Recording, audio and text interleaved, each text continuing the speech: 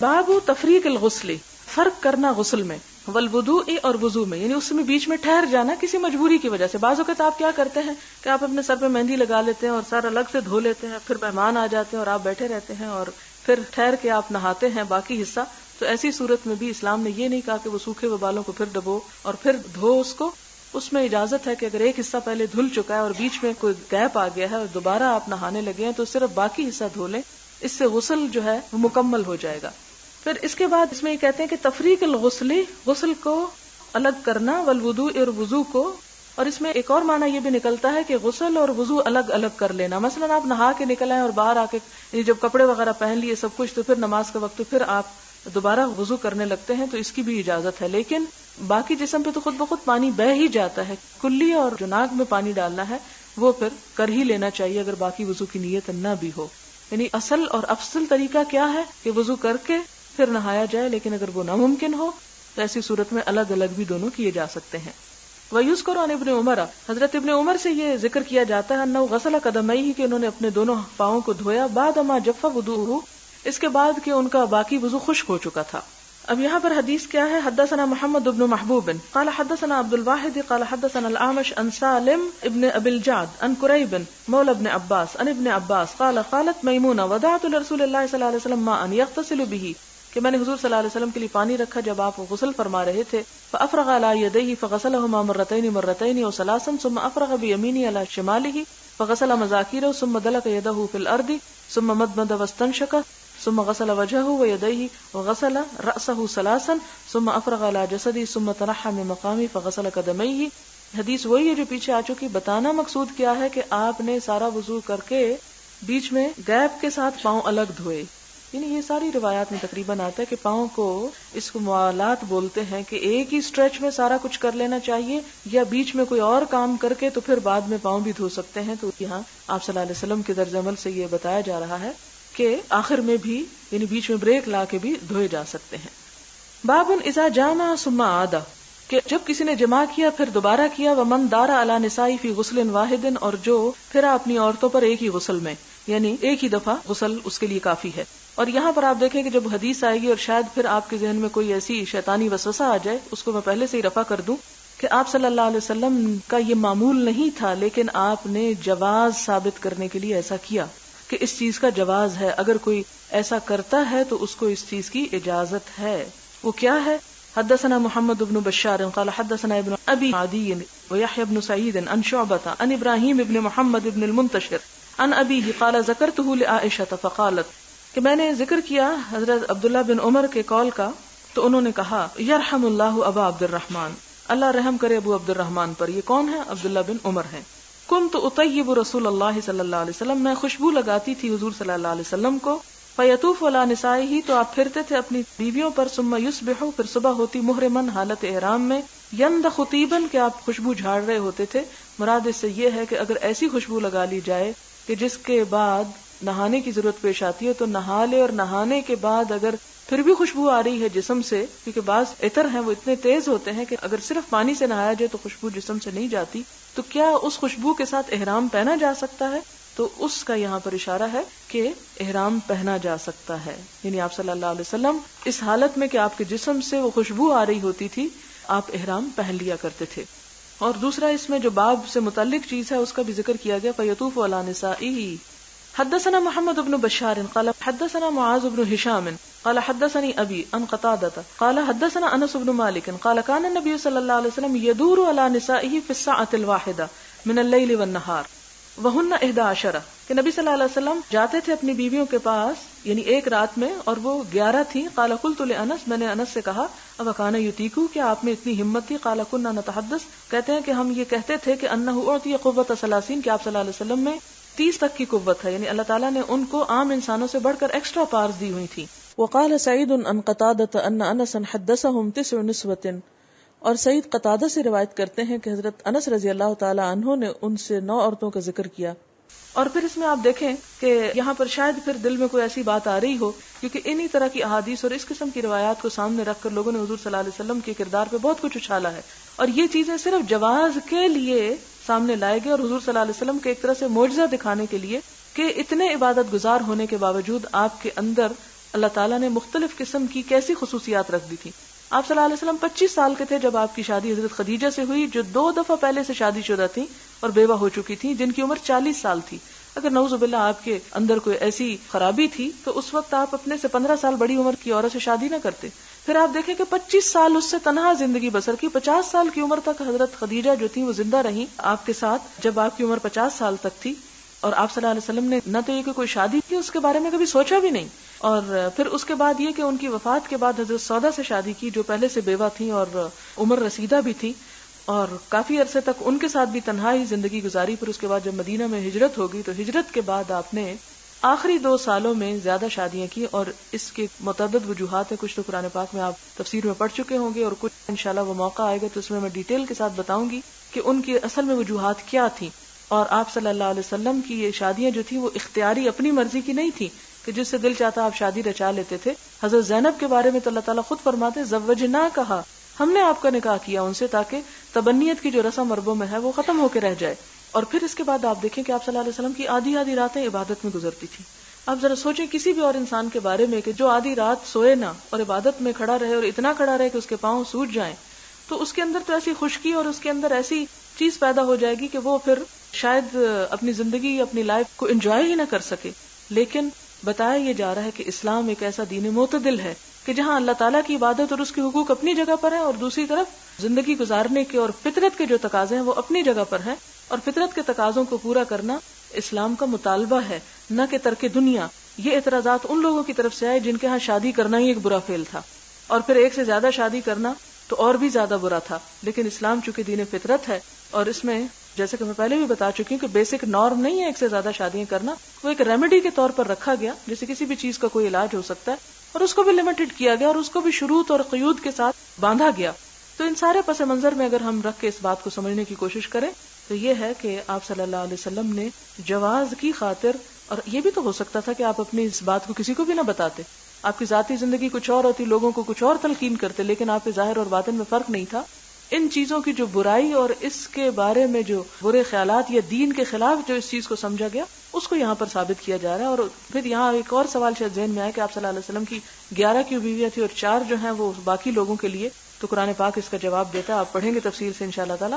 خالصۃ لک من دون المؤمنین، کہ یہ اللہ تعالیٰ نے حضور صلی اللہ علیہ وسلم کو خاص طور پر اجازت دی تھی دوسرے مومنوں کے علاوہ، تاکہ آپ کی زندگی جو ہے وہ بذات خود ایک معجزہ ہو جائے. اور پھر آپ دیکھیں کہ ان بیویوں کے صرف یہ نہیں کہ جسمانی حقوق پورے کرنے تھے، آپ ان کی جو خاندانی ضروریات تھی، ان کے نان نفقہ اور ان کے جو باہم معاملات تھے، ان سب کو بھی نبھانا جو ہے.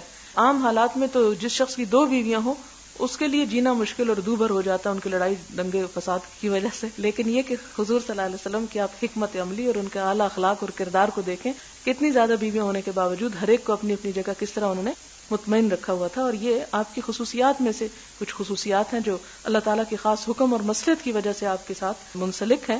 اس میں دل برداشتہ ہونے یا نعوذ باللہ حضور صلی اللہ علیہ وسلم سے نفرت کرنے کی ضرورت نہیں. جب بھی ایسا خیال آنے لگے آپ کی جوانی کو دیکھ لیا کریں کہ جب جوان تھے اور جب سب سے زیادہ مکے کے حسین نوجوان تھے، اس وقت اگر آپ نے ایک بڑھیا سے شادی کر لی جو 40 سال میں، تو آپ دیکھیں کہ عورت بڑھاپے کو پہنچ جاتی ہے اور اس کی جو جوانی کی عمر ہے وہ گزر جاتی ہے. اس وقت آپ کو زیادہ ضرورت تھی لیکن اس وقت آپ نے ایسا نہیں کیا، تو بعد میں کیوں ہوا؟ یہ اللہ تعالیٰ کے حکم اور مصلحت کے تحت ہوا. پھر اگلی حدیث ہے باب غسل المدی والوضوء منہ، مزی کو دھو لینا اور اس سے وضو ہی کافی ہے. اس کا بیان پیچھے گزر بھی چکا ہے. حدثنا ابو الولید قال حدثنا زائدۃ عن ابي حسين عن ابي عبد الرحمن عن علي قال كنت رجلا مذاء فامرت رجلا ان يسال النبي صلى الله عليه وسلم لمكان ابنته فسال فقال توضأ واغسل ذكرك. باب من تطیب ثم اغتسل وبقي اثر الطیب، باب کہ جو خوشبو لگائے پھر غسل کرے اور خوشبو کا اثر باقی رہے. تو کیا خوشبو کے باقی رہنے سے وہ نہانے کا فعل جو ہے وہ پورا ہو جاتا ہے یا فرض ادا ہو جاتا ہے؟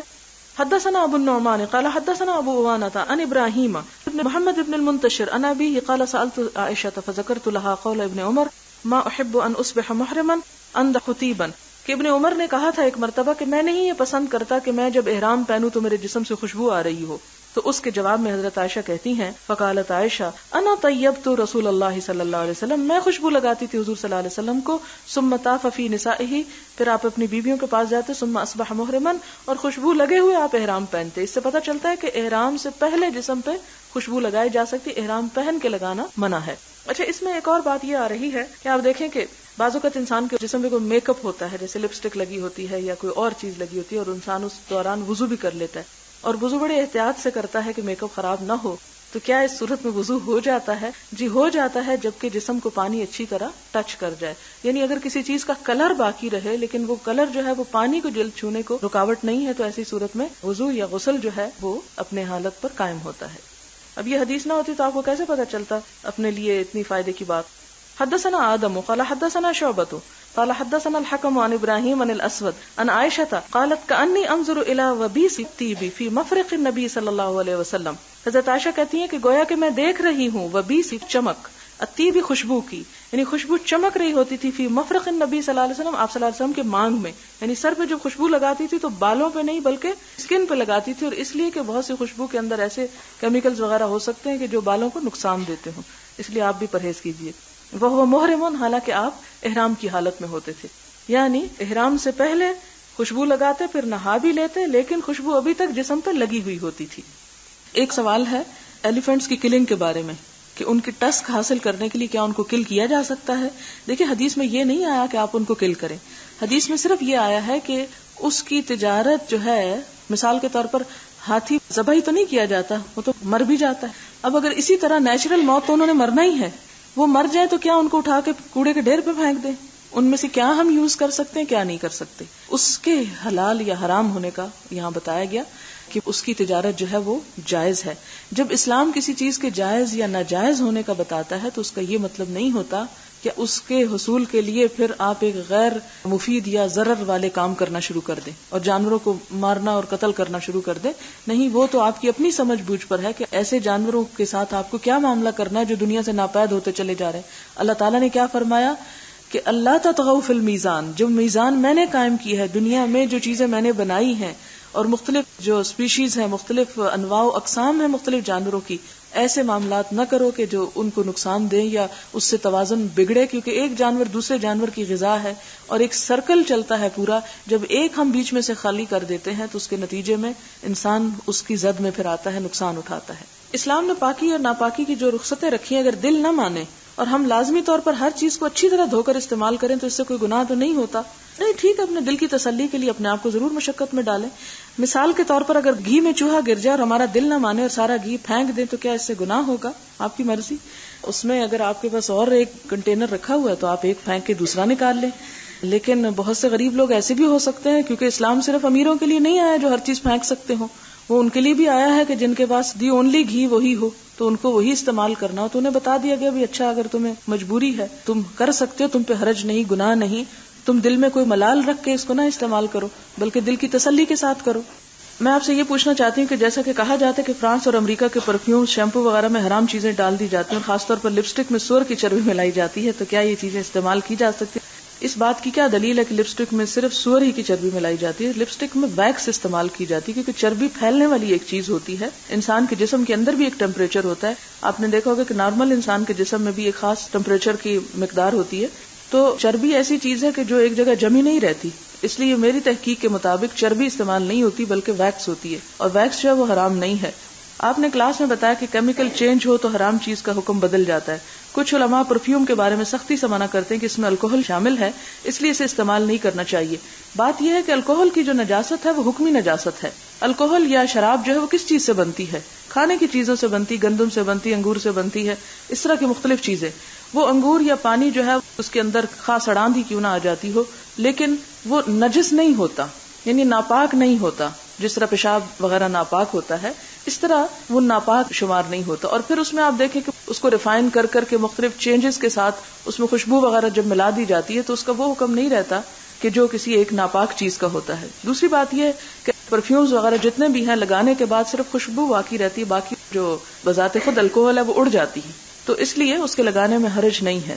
یہاں ایک اور سوال ہے، اس میں انہوں نے کہا ہے کہ انگریز اپنے اکثر کھانوں میں الکوہل ملاتے ہیں، الکوہل کو پکانے سے اس کی نشہ آور تاثیر ختم ہو جاتی ہے، وہ صرف ذائقے کے لیے استعمال ہوتی ہے. اس طرح سے کیا الکوہل کی حالت نہ بدل گئی؟ اور پھر کیا ایسے کھانے بنانا اور کھانا جائز ہے؟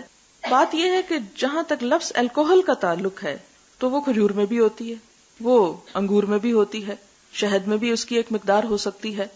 حدیث میں جو منع چیز آئی ہے وہ لفظ الکوہل نہیں آیا. یہ بڑی غور سے سننے کی بات ہے. وہ کیا آیا ہے؟ مسکر. مثلاً اگر آپ ایک شربت بناتے ہیں اور اس میں الکوہل کی ایک مقدار موجود ہے لیکن وہ مسکر نہیں، مسکر کا کیا معنی؟ نشہ آور نہیں، یعنی وہ نشہ نہیں پیدا کرتی. مثال کے طور پر نبیز کے بارے میں آپ نے پڑھ رکھا ہوگا. نبیز، تو نبیز میں کہتے ہیں کہ الکوہل موجود ہوتی ہے لیکن سافٹ ڈرنک، جسے آپ سافٹ ڈرنک کہہ سکتے ہیں کہ جس میں نشہ نہیں ہوتا، ایسی چیز اگر کسی کھانے میں ملائی جائے تو اس سے حرج نہیں ہے.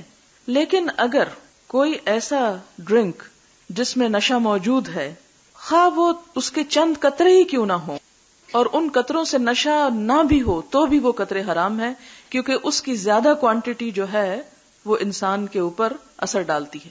ایک اور روایت میں آتا ہے نا کہ ما اسکر کثیرہ فقلیلہ حرام، کہ جس چیز کی زیادتی نشہ پیدا کر دے اس کی تھوڑی مقدار بھی لینا وہ حرام ہے. یعنی اس میں الکوہل کا اتنا ریشو ہو کہ وہ نشے کی حد تک پہنچ جائے تو وہ ناجائز ہے. لیکن اگر نشہ نہیں دینے والا، یعنی اگر مثلاً آپ ایک کنٹینر بھی پی جائیں ایک ایسے ڈرنک کا کہ جس میں الکوہل موجود ہے لیکن کنٹینر پینے سے بھی آپ کو نشہ نہیں ہوتا، کہ سافٹ ڈرنک ہے وہ، تو کوئی حرج نہیں. لیکن اگر کسی ایک ڈرنک کا ایک بوتل پینے سے بھی نشہ ہو جاتا ہے تو اس کا ایک قطرہ بھی زبان پہ لینا حرام ہے. ٹھیک ہے، تو ایسا کوئی الکوہل ڈالا جائے کھانے میں یا کیک میں یا کسی بھی فوڈ میں کہ جس کی زیادہ مقدار نشہ آور ہو تو اس کا تھوڑا ڈالنا بھی منع ہے. لیکن اگر ایسی چیز ہو کہ جو زیادہ پی کر بھی اس میں نشہ نہیں آتا، اس کی حیثیت یا اس کا رنگ یا اس کی ٹیسٹ یا اس کی وہ تمام چیزیں مختلف ہیں، تو اس سے فرق نہیں پڑتا. یعنی ہر الکوہل لکر نہیں ہوتی لیکن ہر لکر میں الکوہل ہوتا ہے. ٹھیک ہے، اس کو سمجھنے کی ضرورت ہے. پھر اس کے بعد اگلا سوال ہے، حدیث میں عبداللہ بن مسعود نے اپنے آپ کو بے اختیار کہا کہ میں حضور پاک کی پیٹھ پر نجاست دیکھ رہا تھا لیکن کچھ کر نہیں سکتا تھا. اس کے بعد حضرت فاطمہ آئیں اور آپ کی پیٹھ پر سے اس کو اٹھا کر پھینک دیا. پوچھنا یہ تھا کہ حضرت عبداللہ بن مسعود بے بس اور حضرت فاطمہ با اختیار کس طرح تھیں؟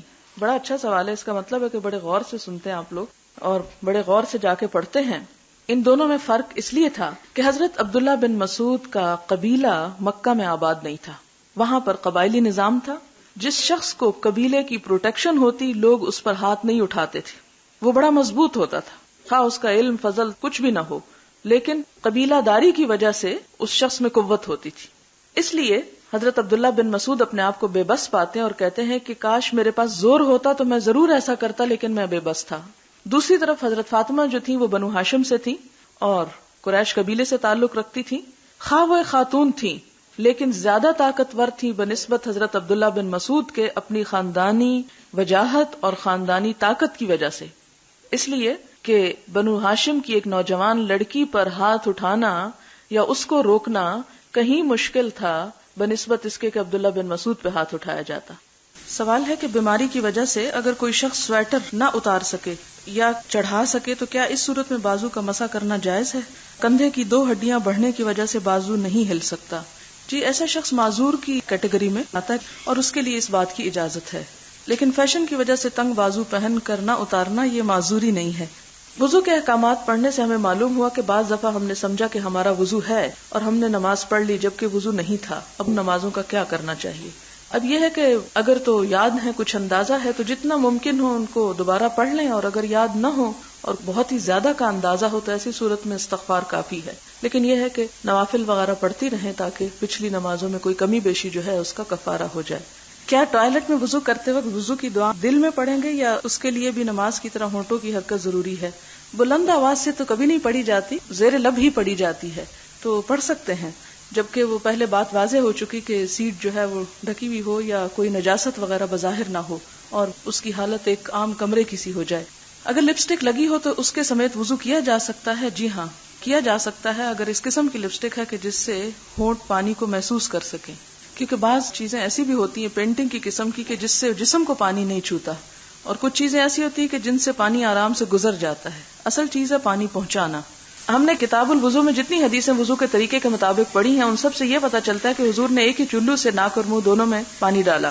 ہم کو ہر معاملے میں حضور کی پیروی کرنا چاہیے. تو کیا ہمارے وضو صحیح نہیں ہے؟ اس میں دونوں طریقے ملتے ہیں. یہاں یہ ملتا ہے ایک اور جگہ پر، یعنی ساری احادیث جو ہیں وہ بخاری میں نہیں آ گئی، کچھ احادیث جو ہیں وہ اور کتابوں میں بھی ہیں اور وہ بھی صحت کے درجے پہ پہنچی ہوئی ہیں.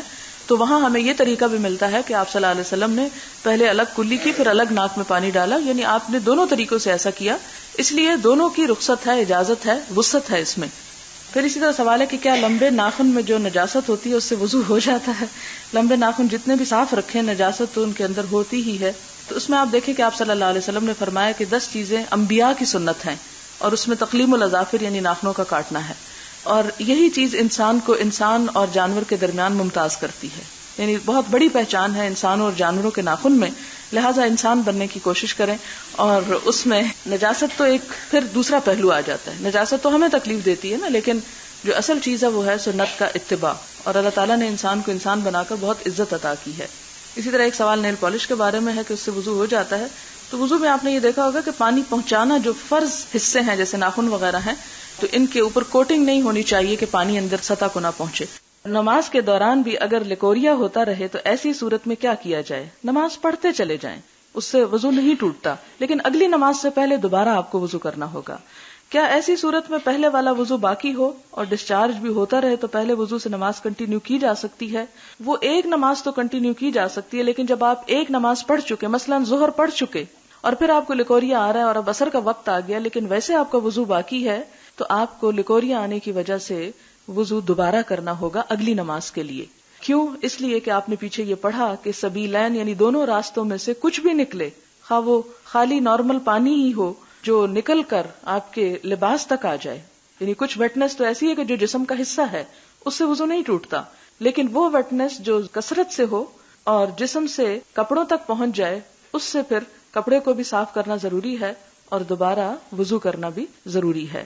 لکوریا کوئی بیماری ایسا سچ نہیں ہوتی، وہ جسم سے جس طرح ناک سے یا لعاب دہن کچھ لوگوں کا زیادہ ہوتا ہے، اسی طرح کچھ لوگوں کو ایسا ڈسچارج ہوتا رہتا ہے جس کی رنگت یا حالت بھی مختلف ہو سکتی ہے. تو اس صورت میں باقی جگہوں سے جیسے لعاب دہن نکلتا ہے، یا آپ ناک صاف کرتے ہیں، زکام ہے آپ کو اور آپ وضو میں ہیں لیکن ناک صاف کیے جا رہے ہیں، یا بچے کو دودھ پلاتے ہیں، کیونکہ بعض اوقات لوگ یہ بھی سوال کر لیتے ہیں کہ دودھ پلانے سے تو نہیں وضو ٹوٹتا. تو جسم کے اوپر والے حصے سے جو بھی رطوبات نکلتی ہیں اس سے وضو نہیں ٹوٹتا، لیکن سبیلین سے کچھ بھی نکلے تو اس سے وضو ٹوٹ جاتا ہے. وٹ کمپرائزز دی شرمگاہ؟ Is breast included under this term? نہیں، شرمگاہ میں بریسٹ انکلوڈیڈ نہیں ہے، اس لیے کہ بریسٹ کو فیڈ کرتے وقت کھولا جا سکتا ہے اور عورتوں کے درمیان بھی کھولا جا سکتا ہے. شرمگاہ سے مراد وہ جگہ ہیں جنہیں ہر حال میں چھپانا ضروری ہے، اور اس سے مراد سبیلین ہیں، دونوں راستے. کیا بچوں کی پوٹی صاف کرنے سے وضو ٹوٹ جاتا ہے؟ اگر ٹشو سے آپ اس طرح صاف کر رہے ہیں کہ آپ کا ہاتھ نہ پوٹی کو ٹچ کر رہا ہے نہ اس کی کسی پرائیویٹ پارٹ کو، تو اس صورت میں تو وضو نہیں ٹوٹے گا. لیکن اگر آپ اس کو دھو رہے ہیں، واش کر رہے ہیں، اور اس کی شرمگاہ کو ہاتھ لگ رہا ہے، تو اس صورت میں آپ کو دوبارہ وضو کرنا پڑے گا. اگر کسی شخص سے وضو میں پاؤں کو مسح کرنا بھول جائے اور وہ نماز کے لیے بھی کھڑا ہو جائے، پھر اس کو فرض پڑھنے کے بعد خیال آئے، تو ایسی صورت میں اس کو کیا کرنا ہوگا؟ اسے فرض دوبارہ پڑھنے ہوں گے، دوبارہ وضو کر کے، کیونکہ مسح نہ کرنے سے وضو نہیں ہوتا اور وضو نہ ہونے سے نماز نہیں ہوتی. ایسا بھولنا جو ہے وہ جب یاد آئے تو اس کو دوبارہ پھر وضو کر کے نماز پڑھ لینی چاہیے، اس فرض کو دوبارہ لوٹانا چاہیے. آپ شاید اس بات کو اس لیے آپ سوچ رہے ہوں کہ ایک اور جگہ پر یہ بات آئی تھی کہ اگر کوئی شخص نماز کے دوران اس پہ کوئی نجاست آ گرتی ہے یا بھول کے قبلے کا رخ دوسرا کر لیتا ہے اور بعد میں اس کو پتہ چلتا ہے تو کیا کرے؟ تو اس کے لیے تو یہ کہ دوبارہ نہ دہرائے. لیکن وضو شرط ہے جس کے بغیر نماز ہو ہی نہیں سکتی. قبلے کی طرف منہ کرنا بھی شرط ضرور ہے، لیکن اس میں پھر بھی گنجائش موجود ہے کہ اگر کوشش کے باوجود نہ کر سکے، اس جگہ کو نہ پا سکے اور بعد میں پائے تو پھر دہرانے کی ضرورت نہیں. ہمیں بچپن سے کہا جاتا تھا کہ وضو کرتے ہوئے عورت کا سر ننگا نہیں ہونا چاہیے، دوپٹہ لے کر وضو کرنا چاہیے، نیز وضو کرتے ہوئے کسی سے بات نہیں کرنی چاہیے. میرے خیال ہے اب اس مسئلے کی وضاحت ہو جانی چاہیے کہ آپ نے غسل جنابت میں بار بار پڑھا کہ اسی حالت میں جبکہ سر پہ دوپٹہ تو چھوڑ جسم پہ کپڑا بھی نہیں تھا، وضو کیا گیا اور وضو ہو گیا، اور اسی وضو سے بعد میں نماز وغیرہ پڑھی جا سکتی ہے. اس لیے اگر آپ یہاں پر بیٹھیں تو اپنے ذہن کو ذرا خالی کر کے بیٹھا کریں، اور اس کا مطلب یہ ہے کہ یہ دیکھا کریں کہ جو کچھ ہم نے آج تک سیکھا وہ علم کا سورس کیا تھا. اگر وہ صرف معاشرہ ہی تھا یا ہماری ماں ہی تھی جس نے یہ باتیں ہمیں بتائیں، تو وہ علم جو ماں پر بیس کرتا ہو اس شخص کو تو علم والا ہی نہیں کہتے، اسے تو امی کہا جاتا ہے کہ اس نے ابھی کچھ نہیں سیکھا. اور یہ بات تھی کہ محدثین میں سے وہ محدث جو صرف اپنے شہر میں علم حاصل کرے اور علم کے لیے سفر اختیار نہ کرے، اس کی احادیث کو بھی کوئی توجہ نہیں دی جاتی تھی، اس کو عالم نہیں سمجھا جاتا تھا. اور یہ وجہ کہ ہزاروں میل کا سفر مسلمانوں نے علم کی خاطر طے کیا تاکہ پوری طرح تحقیق سے کام لیں. تو ہمارے ہاں چونکہ زوال ایسا آیا اور ایسی رو بہی کہ ہم ان ساری چیزوں سے غافل ہو گئے، اور جو سنی سنائی باتیں تھی وہی ہمارے ذہنوں میں جم گئیں. جب بھی کوئی حدیث پڑھیں تو اس وقت یہ سوچا کریں کہ یہ اگر اس سے مختلف آ رہی ہے تو اس میں دلیل کیا ہے. برائے مہربانی بتا دیں کہ غسل سے پہلے جو وضو کا کہا گیا ہے تو کیا پورا وضو کرنا ضروری ہے یا صرف ہاتھ دھونا، کلی کرنا اور ناک میں پانی ڈالنا ہے؟ پاؤں کے علاوہ سارا وضو ہی کیا گیا ہے اور حدیثیں وہ دوبارہ پڑھ لیں. اسی لیے میں کہتی ہوں کہ ذرا جا کے اس کو ریپیٹ کر لیا کریں تو بات آپ کو وہاں بھی سمجھ آ سکتی. ایک اور سوال ہے، کہتی ہیں کہ آپ صلی اللہ علیہ وسلم کا فرمایا سر آنکھوں پر کہ آپ نے اپنے صحابی کی تصحیح کی کسی حدیث کا حوالہ دے کر لکھتی ہیں اس معاملے میں کہ رسول نہیں نبی کہو، کیونکہ آپ نے یہی الفاظ سکھائے. لیکن کیا آپ اس بات پر روشنی ڈالنا پسند کریں گی کہ نبی اور رسول میں کیا فرق ہے؟ نبی جو ہے ایک عام لفظ ہے جس کو بھی نبوت عطا ہوئی، لیکن رسول ایک خاص ہے. وہ کیسے؟ کہ رسول جو ہے صاحب کتاب ہوتا ہے یا صاحب شریعت ہوتا ہے یا صاحب امت ہوتا ہے، یعنی ان تینوں میں سے ایک چیز ہو سکتا ہے. جبکہ نبی صاحب کتاب ہو بھی سکتا اور نہیں بھی ہو سکتا، صاحب شریعت ہو بھی سکتا اور نہیں بھی ہو سکتا. تو اس لیے ان کی حیثیت میں فرق ہے، دونوں کے مقام میں فرق ہوتا ہے. آپ نے دیکھا ہوگا کہ بعض اوقات قرآن پاک میں نبیًا رسولا کا لفظ آتا ہے، وہ تاکید کے لیے آتا ہے. اس کا مطلب کیا ہے دوسرے لفظوں میں؟ کہ نبی رسول نہیں ہو سکتا لیکن رسول نبی بھی ہوتا ہے. کیا غسل میں کیا گیا وضو نماز کے لیے کافی ہے یا دوبارہ غسل کے بعد وضو کیا جائے گا؟ وہ کافی ہے. صرف ایک بات کا خیال رکھیں کہ اگر وضو کرنے کے بعد، یعنی سب سے پہلے تو استنجا کیا جاتا ہے پھر وضو کیا جاتا ہے، اگر وضو کرنے کے بعد آپ صابن سے مل کے دھو رہے ہیں اور آپ اپنے پرائیویٹ پارٹ کو پھر ہاتھ لگا لیتے ہیں تو پھر وضو نہیں رہے گا، اس صورت میں آپ کو دوبارہ کرنا ہوگا آخر میں. لیکن اگر آپ صرف پانی بہا رہے ہیں تو اس شکل میں آپ کا وضو باقی رہے گا. حدیث میں ہم نے پڑھا کہ حضرت عائشہ کے رضائی بھانجے آئے اور غسل جنابت کے بارے میں پوچھا تو حضرت عائشہ نے پردے کی آڑ میں انہیں ایک سا کے اندازے کے مطابق پانی سے غسل کر کے دکھایا. اسی حدیث کے متعلق نیچے حاشیے میں لکھا ہوا کہ ان لوگوں سے حضرت عائشہ کا سر اور اوپر کا بدن دیکھا جو محرم کو دیکھنا جائز ہے. سر کے دیکھنے کی تو سمجھ آتی ہے لیکن اوپر کا بدن دیکھا اس سے کیا مراد ہے؟ اس میں کہ اوپر کے بدن سے مراد چہرہ ہے، یعنی گردن سے اوپر، یعنی بدن کے دو حصے ہیں نا، ایک اوپر والا جو گردن سے اوپر ہے اور ایک گردن سے نیچے. اس کا یہ مطلب نہیں اوپر سے کہ ان کا بریسٹ وغیرہ بھی دیکھا. بہت واضح لفظ اس لیے استعمال کرنے پڑ رہے ہیں تاکہ آپ کو بات سمجھ میں آ جائے. تو اس سے پتہ یہ چلتا ہے کہ محرم کے سامنے اگر کچھ گردن کا حصہ اور چہرہ ننگا ہے یا سر کے بال کھل گئے ہیں تو اس میں حرج نہیں ہے. کیا شوہر اور بیوی میں کوئی ستر نہیں قرآن پاک میں آتا ہے؟ اس کا جواب میں اس لیے قرآن پاک سے لائی ہوں کہ مسئلہ اچھی طرح واضح ہو جائے. اللہ تعالیٰ فرماتے ہیں ہن لباس لکم وانتم لباس لہن، وہ تمہارا لباس ہے اور تم ان کا لباس ہو، وہ خود ہی ایک دوسرے کا لباس ہے. غسل کے لیے لازم ہے کہ ابتدا میں وضو کیا جائے. اگر وضو کر لیا اور غسل ختم ہونے سے پہلے وضو ٹوٹ جائے تو کیا پورے غسل کے دوران وضو ہونا ضروری ہے؟ جی یہ وضو جو ہم کرتے ہیں وہ غسل کے دوران باوضو ہونے کے لیے نہیں کرتے.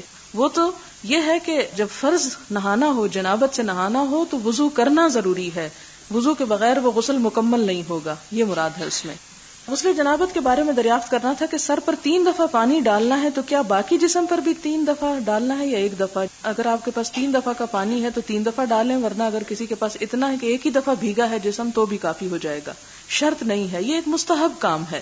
صرف پانی بہانا کافی ہے یا صابن شیمپو سے نہانا ضروری ہے؟ صرف پانی بہانا کافی ہے، لیکن اگر آپ صابن لگانا چاہیں تو ممانعت نہیں ہے.